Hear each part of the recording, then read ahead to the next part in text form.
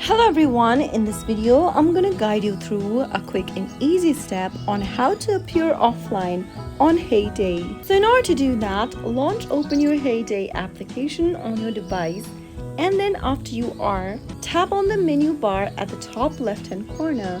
In the pop-up, tap on settings. Right next to the Supercell ID option, tap on connected, and then tap on the gear icon on the left hand side menu right above your profile picture. Under settings, you'll be able to see show online status option. Simply disable the button and turn it to gray right next to show online status, and you should be able to appear offline on Heyday. You can now go back and continue playing your game. That is how you can easily play Heyday offline or appear offline on Heyday.